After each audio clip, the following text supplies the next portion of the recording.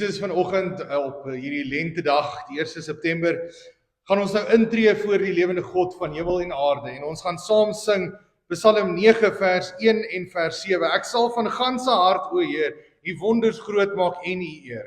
Ek sing omdat ek in U bly is, aan wie my lofsang toegewy is. Ons gaan intree voor die Here met Psalm 9 en dan bly ons staande totdat ons nadat ons geloof saam bely het en gesing het ter bevestiging.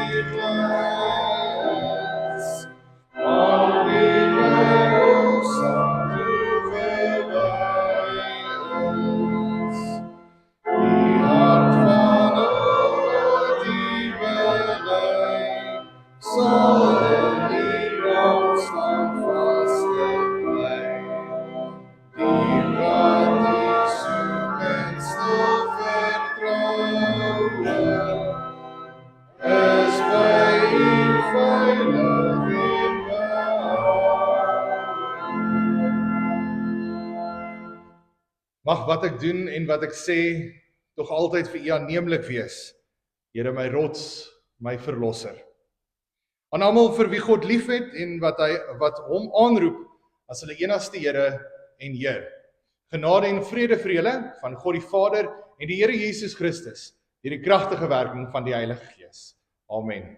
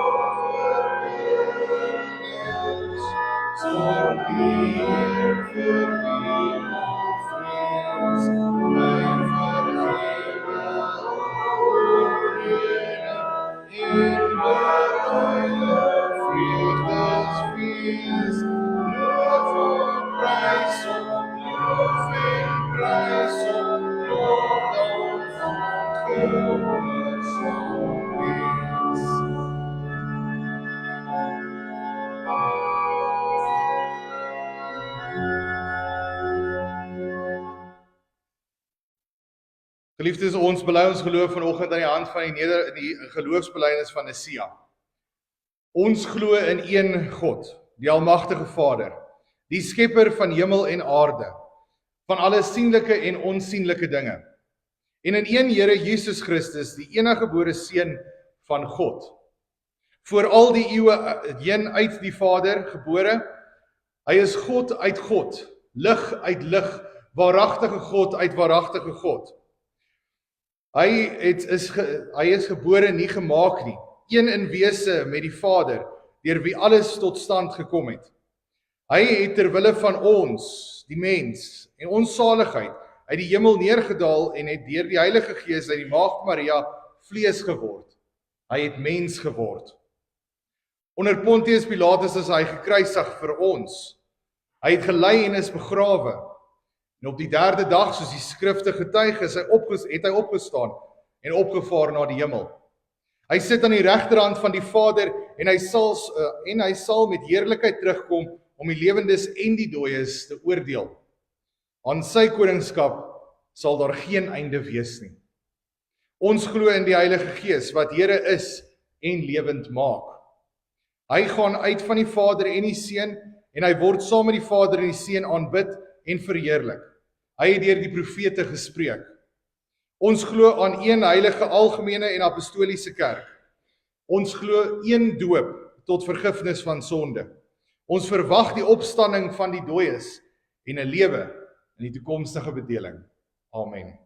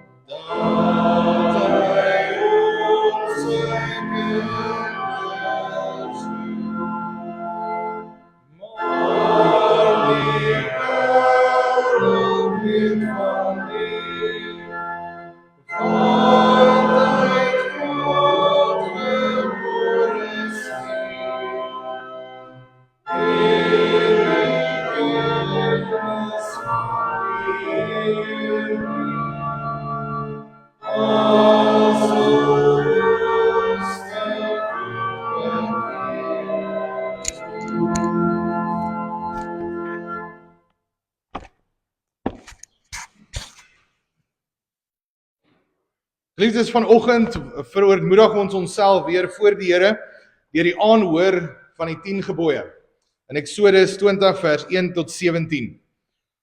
Soos wat julle al agtergekom het in die laaste paar weke, wissel ons dit af tussen die Ou Testament, die 10 gebooie, sowel as wat ons sien Christus sê in die Nuwe Testament, in Matteus en in Markus. Alles kom neer op die 2 groot gebooie, dat ek die Here my God moet lief hê bo alles, met my hele hart en my hele verstand en met al my krag, en dan ook my naaste soos myself. En ek het dit gesê, maar ons sê dit weer, die 10 gebooie sien ons die eerste 4 hoe ons in die 10 gebooie plek het vir ons verhouding met die Here. Waar die Here spesifiek moeite doen om aan sy volk te sê, ek is julle God, dis hoe julle my moet aanbid, eer my naam en heilig die Sabbatdag, sodat ons in ons verhouding met God kan werk. En dan die tweede deel vloei voort uit ons verhouding met die Here, teenoor ons naaste, en hoe ons sal optree teenoor hulle. En daarom lees ons saam in Eksodus 20 vers 1 tot vers 17, hoe die Here wil hê ons moet anders lewe as die volke wat om ons ook is vandag. Toe het God al hierdie gebooie aangekondig. Ek is die Here jou God wat jou uit Egipte uit die plek van slawerny bevry het. Jy mag naas my geen ander gode hê nie. Jy mag nie vir jou 'n beeld of enige afbeelding maak van wat in die hemel daarbo of op die aarde hieronder of in die water onder die aarde is nie. Jy mag hulle nie vereer of dien nie, want ek die Here jou God eis onverdeelde trou aan my. Ek reken kinders die sondes van hulle vaders toe, selfs tot in die 3de en die 4de geslag van die wat my haat. Maar ek betoon my liefde tot aan die 1000ste geslag van die wat my liefhet en my gebooie gehoorsaam. Jy mag die naam van die Here jou God nie misbruik nie, want die Here sal die een wat sy naam misbruik nie ongestraf laat bly nie. Sorg dat jy die Sabbatdag heilig hou. 6 dae moet jy werk en alles doen wat jy moet, maar die 7de dag is dit die Sabbat van die Here jou God. Dan mag jy geen werk doen nie. Nie jy of jou seun of jou dogter of die man of vrou wat vir jou werk, of enige dier van jou, of die vreemdeling by jou nie. Die Here het in 6 dae die hemel en alles daarin gemaak, die aarde en alles daarop, die see en ook alles daarin. Op die 7de dag het hy gerus en daarom het die Here dit as 'n gereelde rusdag geheilig. Vers 12, eer jou vader en jou moeder, dan sal jy lank bly woon in die land wat die Here jou God vir jou gee. Jy mag nie moord pleeg nie. Jy mag nie egbreek pleeg nie.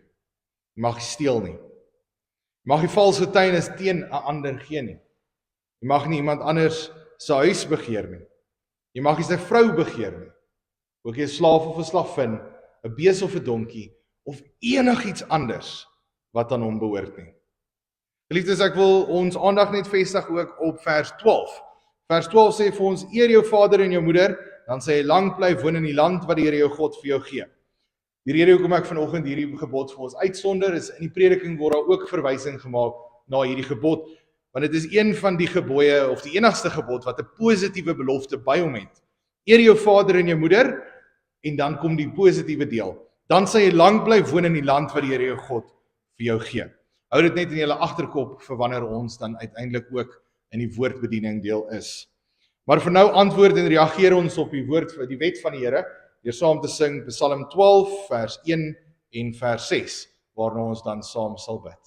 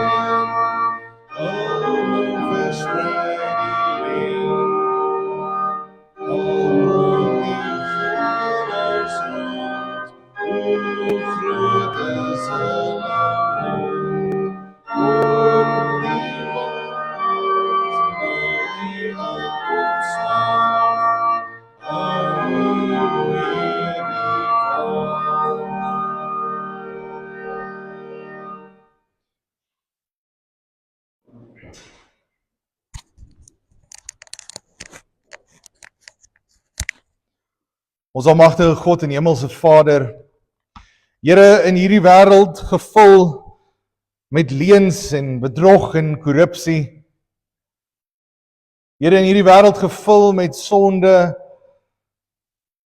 waar die goddeloses rondloop en pronk, waar ons ook nou saam bely het, saam met Dawid, waar hy skryf in vers 12, hoofstuk 12 van Psalm hoofstuk 12, vers 1, waar hy sê, daar is geen vrome meer nie, Here. En wanneer ons u wet ook aanhoor, besef ons dat baie keer is ons ook skuldig daaraan. Wie is opreg? Wie kan daadwerklik sê, ek is volmaak? Here, nie een van ons kan dit sê nie. Ons staan so skuldig voor u. Maar Here, ons harte is opgewonde en bly, dat u moeite gemaak het, u seun gestuur het, om ons van die straf wat daarmee gepaard gaan, dit vir ons te dra. Here, hoe wonderlik is dit, dat ons broers en susters saam kan wees, om u te loof daarmee, loof as gevolg daarvan. Here, ons is dankbaar dat ons ook nou in 'n nuwe seisoen ingaan. Want dit getuig van hoe u betrokke is by u skepping. 'n Skepping wat ook onderwerp is aan hierdie die sondeval.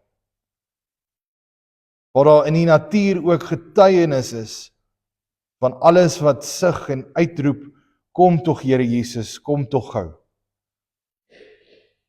Here, maar dankie dat ons die draai van die seisoen ook kan sien as die betrokkenheid, die genade, wat in die skepping oral om ons begin uitloop en groen word, blommetjies en vrugte begin kry. Here, dankie daarvoor. Dankie vir u betrokkenheid. En ook u betrokkenheid in ons lewens, daar waar ons vanoggend weer die woord gaan aanhoor. Here, spreek tot ons harte dat ons daadwerklik hoor wat u vir ons wil sê. Spreek tot ons harte dat ons daadwerklik ook dit nie net hier sal los nie, maar dat ons dit sal saam met ons dra waar ons gaan in die week, die maande en die jare wat kom. Dat ons op ons pad van heiligmaking uiteindelik kan volhard teen die sonde en die versoeking en beproewing wat in hierdie wêreld te vind is. Daarom, Here, kom ons vanoggend voor u om te hoor wat u vir ons sê, sodat ons lewe daarvolgens ingerig kan word en uiteindelik dat ons mekaar kan omgee, soos wat U deur Christus vir ons gewys het, dit is moontlik. Leer ons, Here, want ons is ene ore. Om Christus ontwil bid ons dit. Amen. Geliefdes, ons lees saam in die boek van Efesiërs.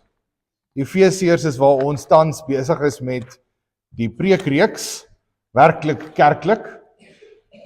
Die brief van wat Paulus geskryf het vir Efesiërs, vir die gemeente in Efese, is 'n brief wat getuig van wat dit beteken om kerk te wees. En hoe ons dan daaruit ook leer, hoe ek en jy ook kan kerk wees in vandag se lewe. So ons lees daar hoofstuk 5 vers 21 tot 6 vers 4. Ons fokusverse is vers 21, 24, 28 tot 30. Ek sal dit vir ons na die skriflesing ook weer herhaal. Wees uit eerbied vir Christus aan mekaar onderdanig.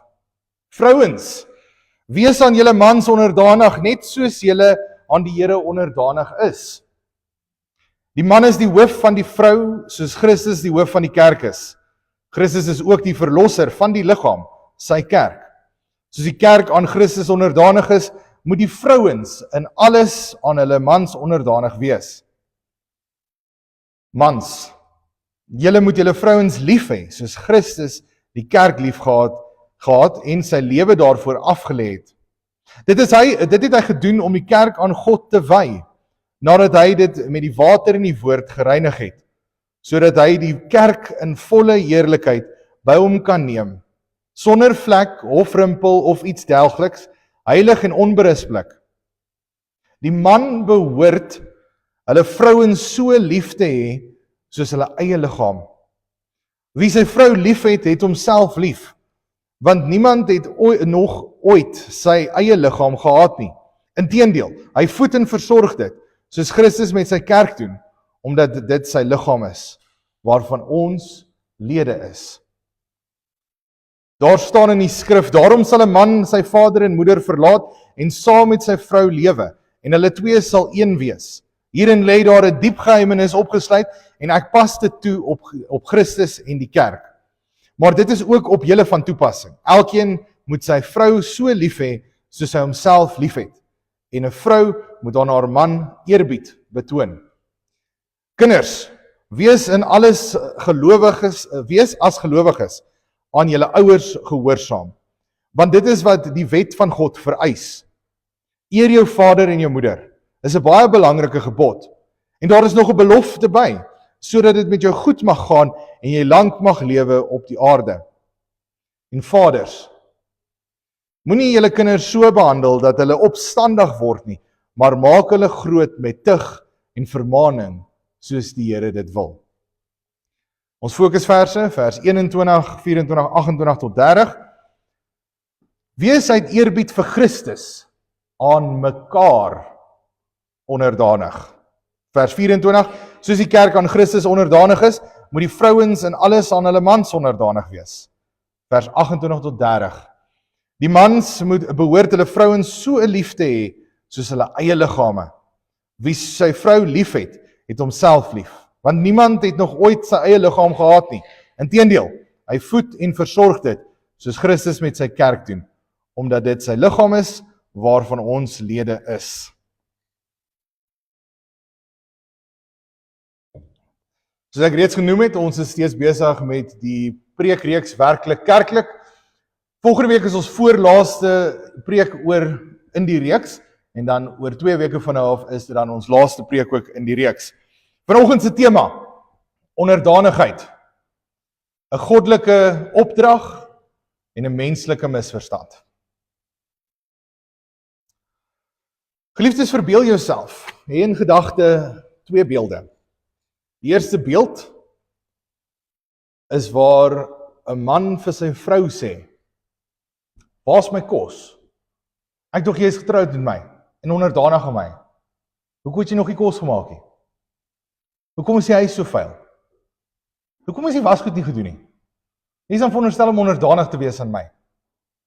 tel 'n bietjie die wasgoed op, gaan sit dit in die wasmasjien. Dis die een beeld wat ons het in ons gedagtes. Die tweede beeld is waar jy 'n koppie koffie maak en jy is op pad om op 'n Saterdagoggend op 'n rusbank te gaan sit en jou koffie te geniet, want dit was 'n lang week. En jy hoor 'n stem in die agtergrond: "O my liefling, my bokkie, kom help my asseblief." En net daar besef jy dat jou planne nou 'n bietjie op sy gesit word, want daar's iemand anders wat nou jou hulp nodig het. Elkeen van ons het 'n lysie wat ons baie graag en baie duidelik baie keer vir mense oordra en sê, dit is wat ek wil doen, A, B en C. En soms gebeur dit dat ons ander mense betrek by ons lysie. En dan neem ons nie in ag wat hulle in hulle lysie het nie.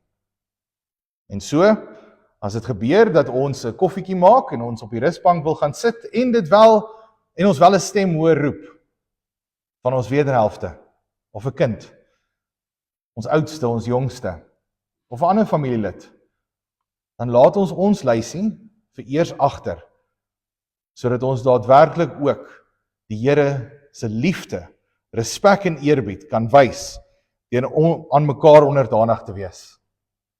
Dit klink nou vreemd, onderdanigheid, 'n onderwerp wat baie keer te veel gepreek word of te veel gepraat word oor, maar dit is daadwerklik 'n goddelike opdrag en 'n kritiese deel van Christelike lewe. Hoe ons moet lewe teenoor mekaar in huisgesinne, maar ook hoe ons moet lewe in die gemeenskap van gelowiges. Dit begin by die verhoudings binne gesinne, pa en ma, man en vrou, dan uiteindelik man, vrou, kinders. As 'n familielid by julle bly, pa of ma, dan sluit dit almal in, die dinamika van die huishouding. Paulus leer ons hierso van die verhouding tussen man en vrou, en hy begin daarmee. En dan gaan dit voort en dit vloei voort na die kinders toe. Kinders, wees ook gehoorsaam. So dit is nie uitsonderlik net vir die man en vrou nie, maar ook vir die kinders. En vandag se fokus val op vers 21, 24, 28 en 30. Om daadwerklik vir ons te wys waaroor gaan dit om onderdanig te wees. Maar voordat ons begin met die woordverklaring, is dit baie belangrik om 'n verkeerdstelling wat ons geleer het in ons kultuur eers af te vee en weg te vee. Want baie keer gebeur dit dat ons in ons kultuur groot word, dat onderdanig beteken verhewe bo die ander een. En dit is nie die geval nie. Baie keer word daar vir 'n vrou gesê as sy jonk is of 'n kind, dogtertjie, dat jy moet onthou om onderdanig te wees aan jou man. Dan skep dit 'n waanindruk by die dogter dat sy nou moet net ja en amen op alles wat haar man vir haar sê om te doen. En dit is glad nie die bedoeling van onderdanig nie. Ons het nodig om die fondasie reg te lê voordat ons die mure kan bou. En daarom is dit ook 'n valsheid om te dink dat onderdanigheid beteken ek is nie beskikkend of ek is nie genoegsaam of waardig as die ander persoon in die huwelik nie. Onderdanigheid, 'n goddelike opdrag. Onderdanigheid is dikwels 'n konsep wat verkeerd verstaan word in die samelewing, want mense dink dit is iets wat beteken jy is swakker, of jy kan nie goeie leiding neem nie, of jy het nou 'n verlies aan jou eie identiteit en jou eie individualisme. Maar wanneer ons onderdanigheid sien in die Bybel, word dit herhaaldelik oor en oor, gaan dit gepaard met liefde. Dit gaan gepaard met respek. Dit gaan gepaard met baie ander eienskappe en karaktereienskappe van Christus. Dit gaan ook hoe ons met mekaar werk in nederigheid. Hoe ons mekaar se standpunte hoor. Hoe ons mekaar help om op te bou veel eerder as om af te breek. En ons sien dit ook in die voorbeeld van Christus, waar hy ons ook dit leer.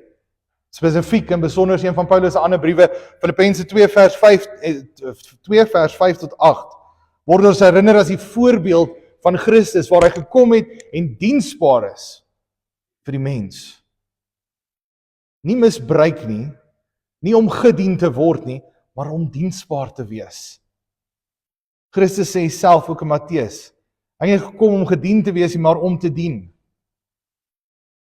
Hierin sien ons wat nederigheid of onderdanigheid is, en dit is begin by nederigheid.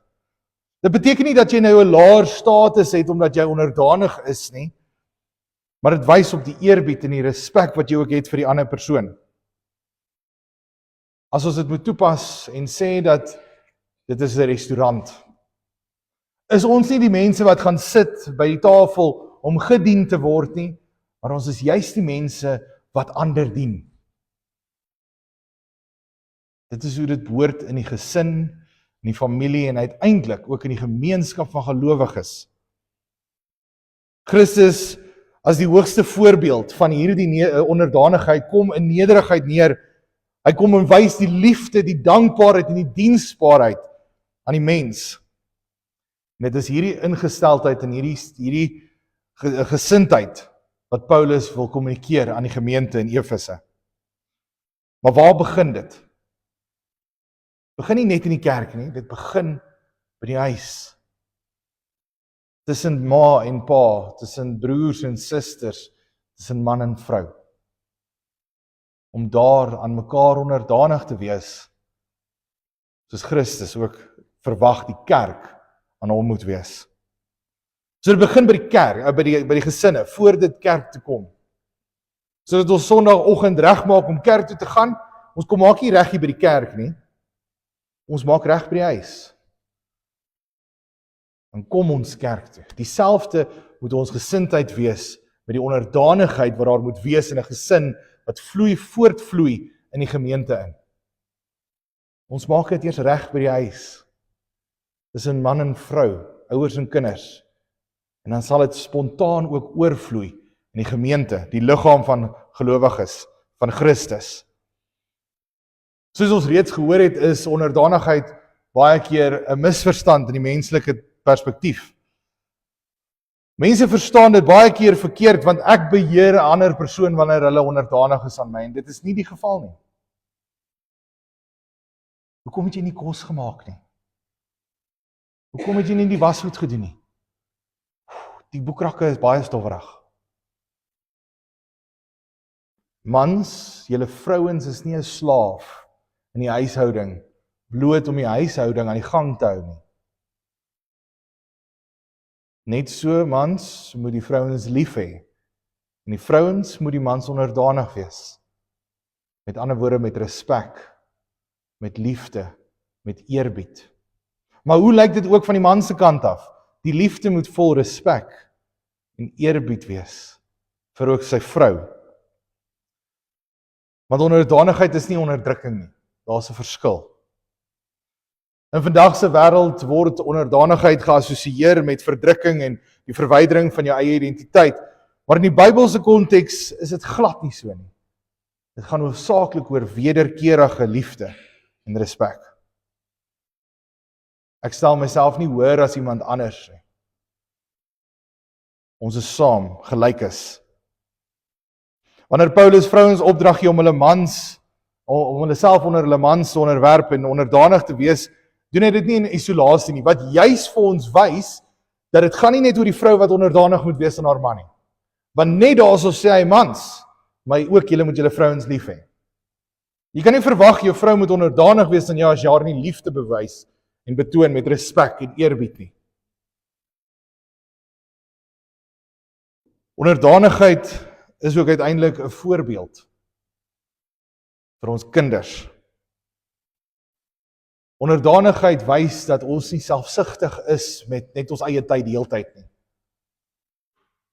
Maar dat ons ook in ons tyd diensbaar is teenoor mekaar as man en vrou.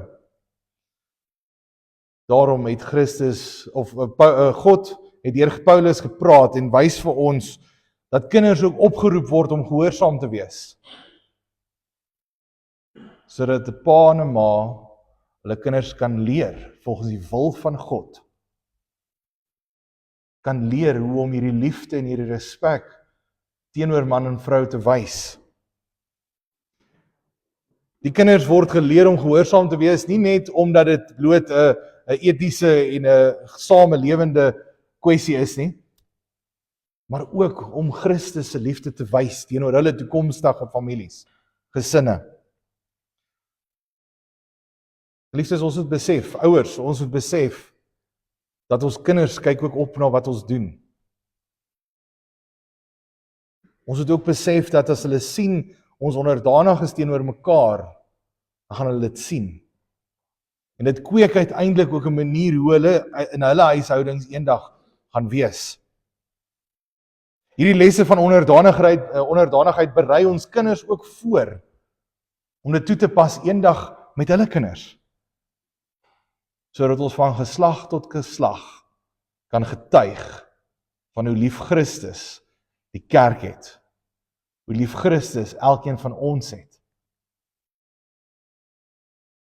Onderwerp julle aan mekaar in die liefde van Christus, vers 21. Paulus kommunikeer in hierdie gedeelte 'n algemene beginsel vir elkeen van ons, in liefde. Nie in vrees nie, nie in dwang nie, nie as slaaf nie, maar as gelykes. Hierdie oproep is beslis nie 'n teken van swakheid nie. Wanneer ons onderdanig is aan mekaar, beteken dit nie die ene swakker as die ander ene nie.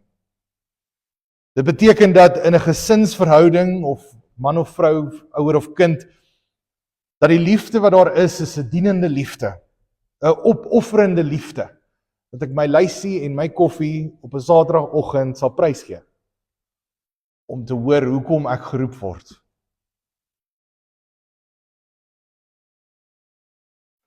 Soos die gemeente aan Christus onderdanig is in vers 24. Paulus kom nou by 'n toepassing, waar hierdie verhouding tussen man en vrou uiteindelik van toepassing maak op die kerk. Hoekom die kerk? Want ons is ook die bruid van Christus, die bruilofmaal wat kom. So dis 'n verhouding. Ons sien dit al reeds in die Ou Testament, waar God sy profete gestuur het, onder andere Hosea, waar hy gewys het, sy volk is besig met geestelike hoereerdery. Julle verneek op my. Die verhouding tussen man en vrou word ook daar uitgebeeld. Julle kies 'n ander God bo my. En so kom dit na die Nuwe Testament toe, waar ons dan sien, die kerk is die bruid van Christus. Waar ons met verlange ook uitsien na die bruilofsmaal wat kom. Waar ons opgewonde kan wees. En daarom, totdat dit kom, kan ons nou al reeds teenoor mekaar onderdanigheid bewys. Wat beteken liefde en respek? Eerbied is self 'n opofferende liefde. Hier sien ons ook in hierdie verhouding tussen Christus en sy kerk. Dit is nie 'n ewers, soos hy onderdruk nie die kerk nie. Hy laat dit juis groei. Hy voeg mense by met gawes en talente om die kerk op te bou, die liggaam op te bou, sodat ons in die gemeenskap waar ons is, ook kan opbou en uitbrei. Die vrouens se onderwerping aan hulle mans of onderdanigheid is die beeld van die kerk aan Christus. Ons alles in 'n liefde en respek en eerbied vir God moet doen en uitvoer. Juis omdat ons dankbaar is. Dis nie 'n moet soos jy moet dit doen nie. Dis 'n ons is dankbaar en daarom gaan ons dit doen. Ons as liggaam. En dan gaan hy verder en hy gebruik die voorbeeld in 28 tot 30, vers 28 en 30. En ons lees, so moet die man ook hulle vrouens lief hê, soos hulle eie liggame. Wie sy vrou so lief het, het homself lief. Daar's 'n daadwerklike oproep vir mans en vrouens. En uiteindelik weerspieël dit ook in die gemeenskap van gelowiges. Want hierdie liefde waarvan gepraat word, is nie maar net blote emosionele liefde, ag ek is lief vir jou nie. Dit is 'n daadwerklike, selfopofferende, fisiese en praktiese liefde wat beskerm en versorg en lei en geestelik aanmoedig om te groei. Geliefdes, ons sien Paulus sê dat niemand haat sy eie liggaam nie. Ons kan daarvan ook getuig. Ja, dit gebeur dat ons nie noodwendig hou van alle dele van ons liggaam nie. Ons 'n bietjie vetjies om die maag, of daar's soos 'n voet wat stink, of daar's 'n gesnorkery in die aand.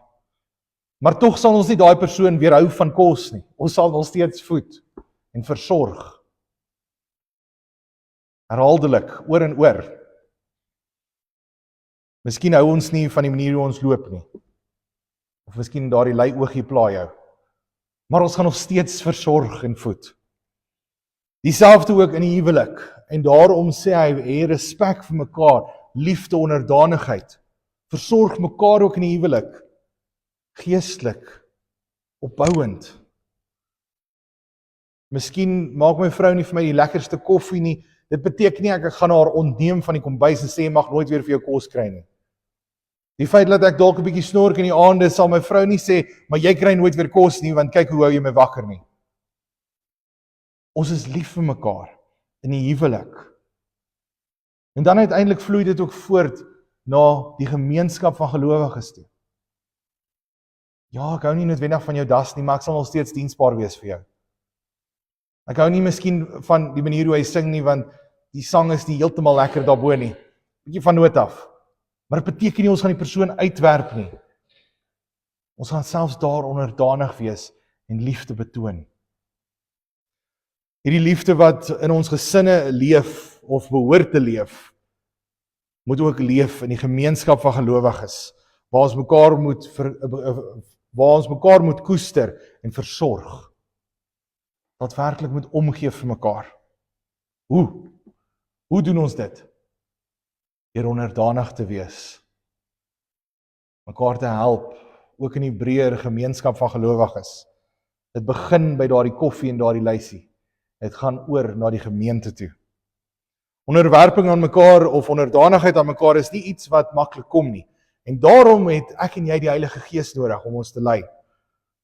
Want die Heilige Gees sal ons lei in hierdie nuwe, amper getransformeerde lewe wat ons moet leef, waar ons onderdanig is aan mekaar. Ons het laasweek nagmaal gevier. En vandag word ons weer herinner daaraan ook.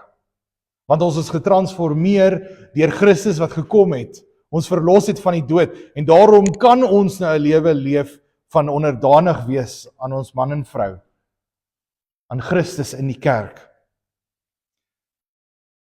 Die Heilige Gees herinner ons in ons hart en ons gedagtes, maar ook in ons hande om prakties betrokke te wees en onderdanig te wees aan mekaar. Die Heilige Gees vul ons ook met krag en wysheid om onderdanig te kan wees. Want baie keer wil ons nie. Of baie keer is dit vir ons moeilik om dit te doen, want my lysie is nou my prioriteit vir nou. En daarom moet ons bid dat die Heilige Gees ons ook lei en help daardeur. Want dit is wat die Heilige Gees ook doen. Hy gee ons leiding hoe om dit te doen, hoe om onderdanig te wees aan mekaar. En as ek nie weet hoe om nou onderdanig te wees teenoor my man of vrou nie, dan moet ek bid, daadwerklik bid, dat die Heilige Gees my sal lei om te kan verstaan. Sodat ek ook uiteindelik die vrug van die Gees kan sien, wanneer ek onderdanig is teenoor my man of vrou. Geliefdes, hierdie beginsel van goeie verhoudings in die huis, is daadwerklik ook die fondasie vir dienswerk en diensbaarheid in die gemeenskap van gelowiges. Broers, wees lief vir julle vrouens, met 'n liefde wat selfopofferend is. Susters, wees onderdanig in die sin van eerbied, respek en omgee, en verwag dit ook terug. Die wederkerige onder mekaar, die onderwerping en die onderdanigheid moet daadwerklik getuig van Christus. Mag die Heilige Gees elkeen van ons ook lei om dit te kan doen. En mag die Heilige Gees daadwerklik gesinne bymekaar bind in liefde en respek vir mekaar, sodat ons kan besef dat dit kan oorvloei na die gemeenskap van gelowiges toe, hier waar ons nou sit. Dat dit aktief kan wees in hand en mond. En mag die Heilige Gees elkeen van ons ook lei dat daar waar ons in gesinne onderdanig is aan mekaar, ook besef, ons kom nie na 'n restaurant toe met die naam die Gereformeerde Kerk Buffeldorings nie. Maar ons kom om mekaar te dien, veel eerder as om gedien te word. En dit alles begin by die gesin. Amen. In antwoord op die prediking sing ons saam Psalm 25 vers 2 en vers 6. Leer my Heer die regte weë, wys die regte pad my aan, maak my hart daartoe genee om met lus daarop te gaan. Geliefdes, mag terwyl ons hierdie sing, mag dit ons ook herinner en aanmoedig om herhaaldelik te bid vir die regte weë van die Here in elke deel van ons lewe.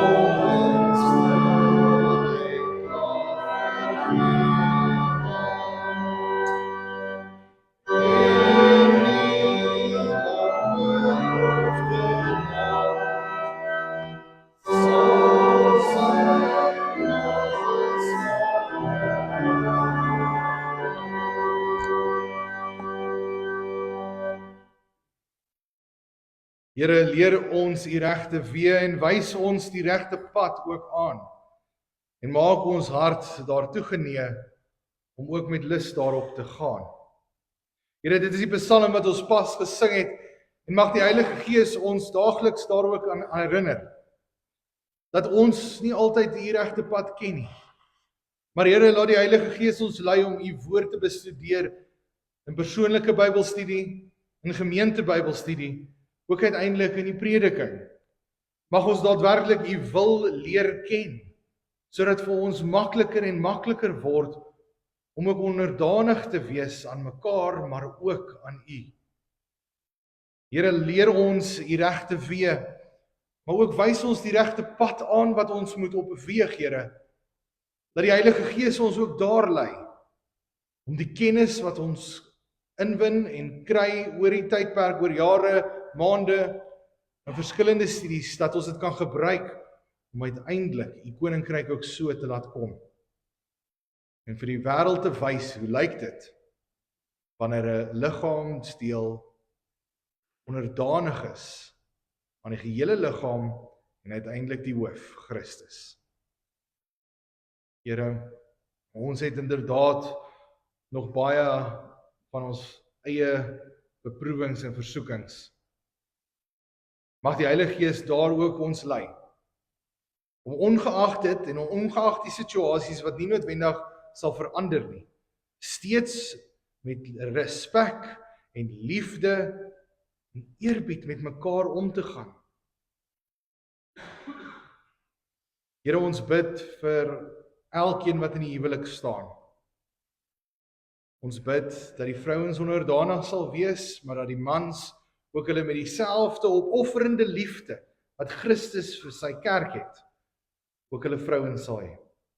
Here, ons bid vir al die huwelike in ons gemeente, ook in die gemeenskap, maar dat daar daadwerklik nie 'n dwaalspoor kom nie. Here, daar is huwelike wat baie uitputtende situasies het, emosioneel afbreekend is, fisies afbreekend is. En daarom bid ons dat U sal ingryp. Here, ons bid vir elke huwelik, dat elke huwelikmaat sy maat sal oplig. Hulle lysies voor ons eie stel, sodat ons ook die kerk so kan laat kom in ons gesinne. Here, ons bid ook vir elke verhouding tussen ouer en kind. Soos wat Paulus deur die leiding van die Heilige Gees die kinders ook oproep om gehoorsaam te wees, bid ons dat dit ook sal seëvier in ons huishoudings. Want Here, ons sien wat daar buite gebeur. Ons sien waar kinders 'n medeskolier doodsteek met 'n skêr, en ons sien dat daar is kinders wat rook en drink en dwelms gebruik. Ons sien dat daar's kinders wat op 15, 16 swanger word. En Here, dit alles getuig van 'n gebroke huwelik in die huishouding, waar alles oukei is. En daarom bid ons dat kinders uiteindelik ook gehoorsaam sal wees aan hulle ouers. En dat ouers, man en vrou, daadwerklik uit een mond hulle ook kan leer en rig volgens U wil. Here, maar so bid ons ook vir ons gemeente, dat elkeen van ons hier ook diensbaar sal wees teenoor mekaar. Dat ons nie net ons eie belange wil laat seëvier nie, maar dat ons daadwerklik vir mekaar sal wys dat ons respek en eerbied en liefde wil betoon deur diensbaar te wees. Here, ons bid dat hierdie woord van U daadwerklik saam met ons sal lei, gaan waar ons in die wêreld ingaan, en ons sal lei om uiteindelik die koninkryk daar te wys, en as 'n rigtingaanwysers te wees, om mense te wys na U. Ons bid dit nederig en klein, om Christus ontwil. Amen. Liefdes, daar is nou geleentheid vir die afdra van liefdegawes en kollekte. Onder die diens is dit tydens die diens is dit vir die kerklike tydskrifte, en by die deure is dit vir die diens van barmhartigheid.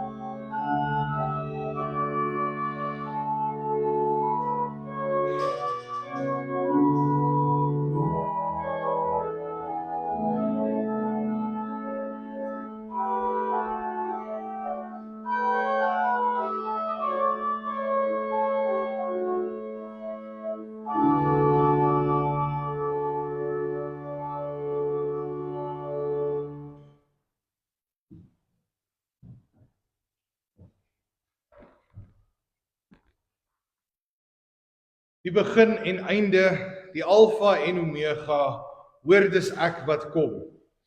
Hou my wet en woorde tot jy deur die poorte veilig binnekom. Vers 2. Jesus, Here, kom in ere, kom tog gou, o Here. Terwyl ons nog hier is en nou leef, laat ons Skrifreëling 7:2 vers 1 en 2 sing, en ook mekaar herinner en aanmoedig om die Here se woorde en sy wette te onderhou tot ons uiteindelik veilig is deur die poorte. En daarom sing ons so, kom tog Here Jesus, kom tog gou.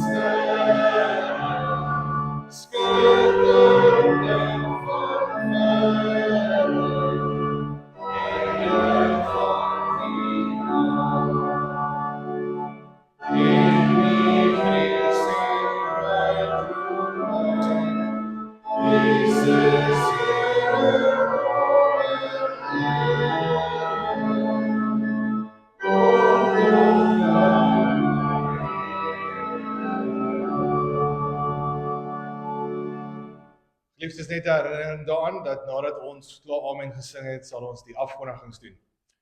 Tot wanneer Christus kom, weet, ons gaan uit. En terwyl ons sing, kom tog Here, kom tog gou, weet dat die Here sal jou seën en jou beskerm. Die Here sal tot jou redding verskyn in jou dag van nood. Hy sal jou genadig wees, jou gebede verhoor en aan jou sal hy sy vrede gee. Amen.